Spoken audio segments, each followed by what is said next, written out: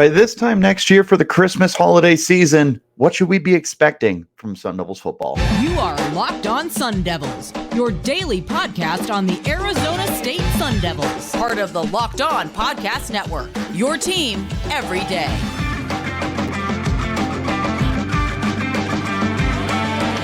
Welcome back to the Locked On Sun Devils podcast, part of the Locked On Podcast Network, your team every day. My name is Richie Bradshaw, and I will be your guide for everything Arizona State Sun Devils. Thanks, as always, for tuning in and making us your first listen of the day. And, of course, a special shout-out to my everydayers who are here every day. Wherever you're getting your podcast, hit like, subscribe, and turn on notifications so you get an update whenever we post new content. You, of course, can stay in touch with that content by following me on Twitter. You can find me at RichieBrads36 and the podcast as well at LO_Sun Devils. Before we get started, just want to wish you all a very Merry Christmas to those who observe, and to those who don't, I wish you a very, very happy holiday season, Merry Festivus, whatever it might be. I hope that you have nothing but good times with your family, with your friends, your loved ones, your pets, anybody and anything that is important in your life. I wish you the happiest of days right now. It's a beautiful time of year, and it's a great time to start looking ahead to what we want to see in a year's time. You know, we talked about, I think it was last week, it might have been before that, talking about a Christmas list, a wish list of what we want to see this year for football and for basketball. Today, we're taking a look at football specifically, and it's what do we want to see in a year's time? By next Christmas, what do we want to see from Arizona State Sun Devils football? Well, there's four little points in particular that I'm going to be paying attention to, and I feel like there's even more beyond this, but these are the four things that I want to see the most. We'll go ahead and start with the development of the offense. Last year, the defense played some really good football, and I would tell you that they were absolutely the biggest strong suit of the team. Like, I don't know that it was close. Special teams was very up and down. The offense really was not great by any stretch of the imagination. They had sparks here and there, but you look at the defense and, like, yeah, the points per game is deceptive because they gave up quite a bit of points, but you also got to remember how often they were on the field. You look at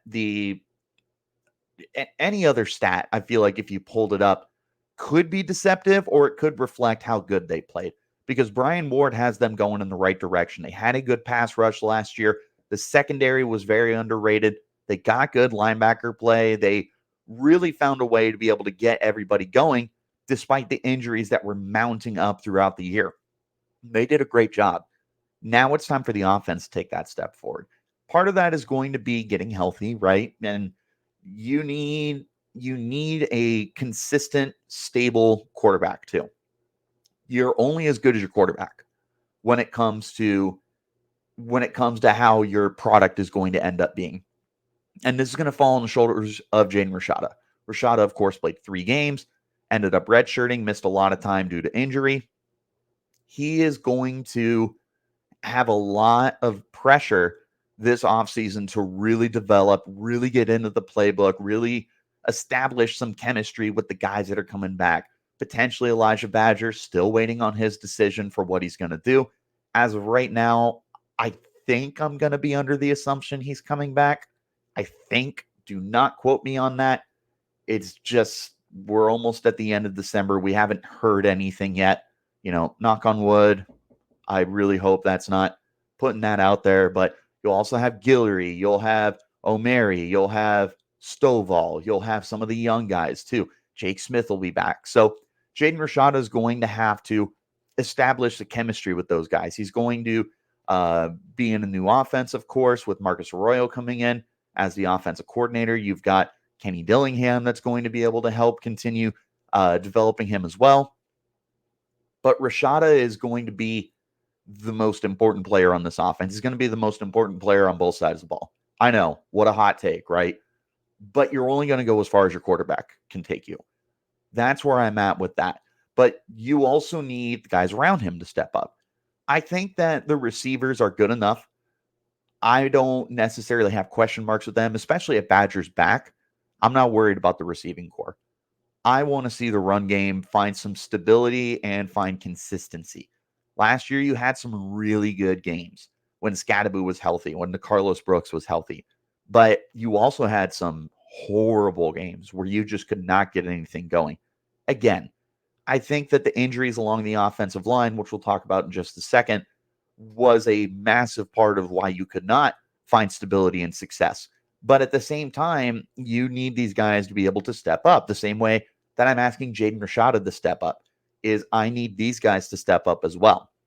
We're only going to be as good as Rashada plays, but part of Rashada playing well is having a stable run game that's able to keep defenses honest so they can't hunt down Rashada and make life absolutely hell on him. You need that run game to step up. I don't care who it is. I don't care if it's Scadaboo. I don't care if it's Kyson Brown, Raleek Brown, DeCarlos Brooks. I don't care who it is.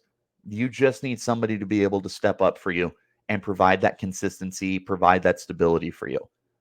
They should be able to. But another key component here is having the offensive line play better. I don't think any position was more ravaged by injuries last year. And even if there was a position that had more injuries, I don't know that there was one that was just decimated in terms of play than the offensive line was. They had a new starting five every single week last year.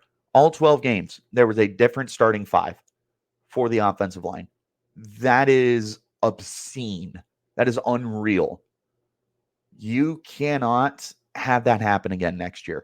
And again, I understand that injuries are part of the problem, but you also had a talent deficiency that was really holding you back. So you need the offensive line to be able to step up, and they've got pieces, right? You brought in a lot of kids through the transfer portal and through your recruiting class. You've got Bram Walden coming back. You've got Lee Fontanu coming back. You've got Ben Coleman is returning from injury. You've got Aaron Frost is returning. There's more than enough guys here to be able to build a stable offensive line, but they need to be able to find that stability, because if you can't do that, you're only going to hinder the offense. It's going to hinder the run game. It's going to hinder Rashada. One more time, Jaden Rashada is going to be the key to this team next year. But again, he needs some help. In order to provide that help for him, you got to keep him upright in the pocket. You can't do that. This whole offense is going to fall apart, and that's going to play a really big factor in what you end up seeing on the field. It could be another very long season if we can't have a stable run game, a stable offensive line, and good play out of Jaden Rashada. That leads me into my next point, talking about guys that need to step up here. You need to see the development of your 2023 recruiting class. This past year, a lot of the guys redshirted. You did see them out there.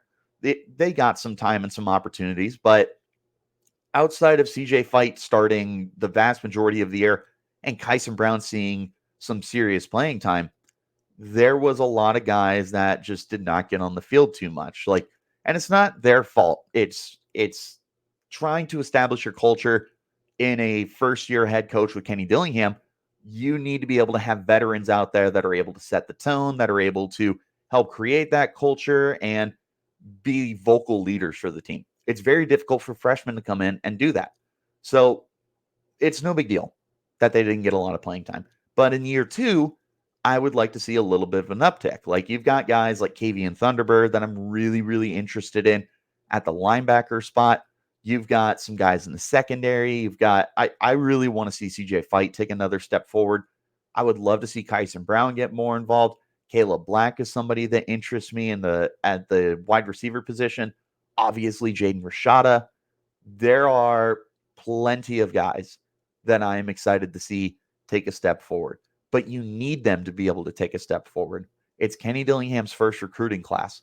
This means that they need to be reflective of his ability to recruit this program.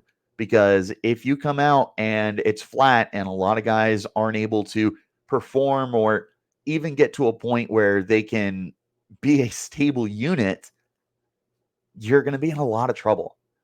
That's kind of where I'm at with the 2023 class. Again, I understand that a lot of these guys redshirted, and I think that that's going to end up being a very good thing for the team. But at the same time, if they're not able to take that redshirt year, use it to propel them forward and become better players that can lift up this program and be indicative and actual physical examples of Kenny Dillingham's ability to recruit. If they can't do that, you're going to really find yourself behind the eight ball in this rebuild. There's guys here, very talented guys. They need to take that step forward, and I think that they can. I'm hoping that as a whole you'll get good production or at least like quality play from quite a few of the guys, but you'll really be looking at just a handful of them. Obviously, Rashada's at the forefront, but it's really easy to just point to Rashada. I would like to see more from Kyson Brown, CJ Fight. If we could get KV and Thunderbird out there, that'd be cool. Some of the offensive linemen. There's plenty of guys to look at. Next thing that leads me to is just players as a whole. I want to see if we can get any all-conference players. We're moving to the Big 12. There's going to be a whole new opportunity to play up against new defenses, new teams, new atmospheres. You're going to be traveling to Texas a lot. You're going to be spending a lot of time in the Midwest. This is going to be a very interesting opportunity for you to see what you can possibly get going, right? And this leads me to wondering if you can find yourself any all-conference players. There's some really good players on this team. I've mentioned a handful of them, but the biggest guys that stand out to me are Elijah Badger, Cameron Scadaboo, Raleek Brown, Clayton Smith, Prince Dorba, and Xavier Alford. Those are the guys that stand out to me. And I'm not necessarily saying they all have to be first team or they have to be second team. If you get honorable mentions, that's a win, man. Because last year, Arizona State really was not represented. I think Elijah Badger was a honorable mention. Other than that, I mean, you just did not have anyone that was even worthy of getting out there. That needs to change in 2024. You need to see those guys take that step forward, especially because you have stars here. You've got future NFL players here. The guys I mentioned are all guys that are going to be playing on Sundays in one role or another.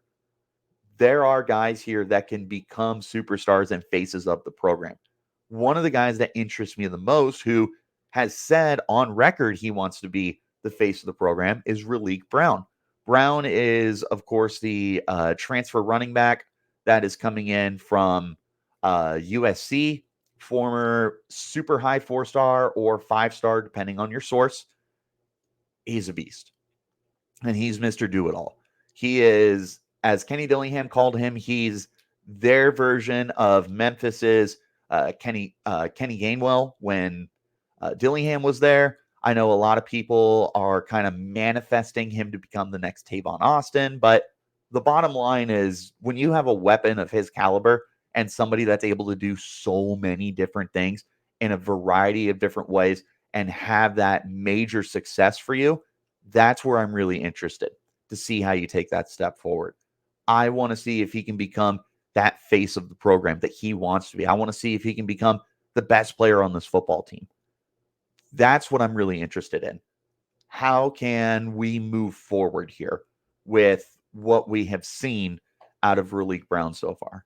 There's a lot of talent. There's plenty of important things to monitor here. This is somebody that I'm really interested in for taking that step forward. And then there's Elijah Badger, right? We all know how good he is. Can he become that 1,000-yard receiver? Can he become the superstar of the program? Prince Dorba and Clayton Smith, who I mentioned, can they become the next dynamic pass rushing duo? We saw some good production from them last year. The two of them combined for over 10 sacks. Really looking forward to how they take that step forward. Xavier Alford is coming back after missing time this past year due to the eligibility stuff. He's going to be back. He is a very talented football player, and someone that I am also looking forward to seeing take that step forward for the team. I'll be monitoring that as well. Along the defensive line, I mean, I would love to see CJ Fight become that guy. I don't know if asking him to be that guy in his second year is totally realistic, but I'm also not going to deny him that talent. There's guys here for the Sun Devils to be able to take that step forward. That's what I'm going to be monitoring. The last thing on my what I want to see by Christmas next year, are you a bowl team? Because there are a lot of opportunities here for you to take that step forward.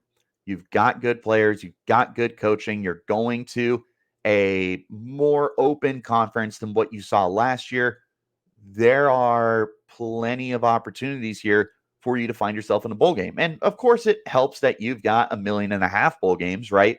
There's so many different opportunities for you to get in. You can be a 6-6 team and still go to a bowl game. You don't need to win 10 games. I don't know if getting to a quality bowl game is totally realistic, but I think that a 6-win season could be in the fold for you as long as you meet the requirements of the other 3 things I've mentioned. You want to see the development of the offense. You hope that the defense continues to pull its weight too. You want to see those second-year players step up. You want to see Jaden Rashada become the face. You want to see the other guys around him become the face. You want potential guys to be those all-conference type of players. That's what you're hoping to see right now. That's what's going to be able to take you to that next step, to that next level. I'm really hoping that we're able to get all of this stuff figured out. It'd be the best Christmas present in the world to see them find a way to accomplish these things. And even if you're just taking steps forward, even if you only have honorable mention, all Big 12 guys, even if there's only 4 guys who stand out from the 2023 class, even if Jaden Rashada is average, even if you're a 6-6 team, these are things that I would still consider wins for the team. They're expectations that I'm hoping to see. This is kind of the goal that I have set in mind for these guys. Hopefully that ends up being the case, but I want to know what you guys think. What are you hoping to see for next Christmas? What are the gifts you want to unwrap for the Sun Devils football program? Let me know in the comments, or you can hit me up on Twitter. You can find me at Richie Bradshaw 36 in the podcast as well at LO_Sun Devils. But wherever you're getting your podcasts, hit like, subscribe, turn on notifications to get an update whenever we post content. Of course, you can stay in touch with that content following me. I already mentioned where to find me, and a special shout out to my everydayers who are here every day. I appreciate you guys as always for tuning in. And again, I wish you all a Merry Christmas and a happy holiday season for those who don't observe. Spend some time with your family, your friends, your animals, whatever it is. Enjoy, guys. I'll see you later. Till then, you keep it locked right here on Locked On Sun.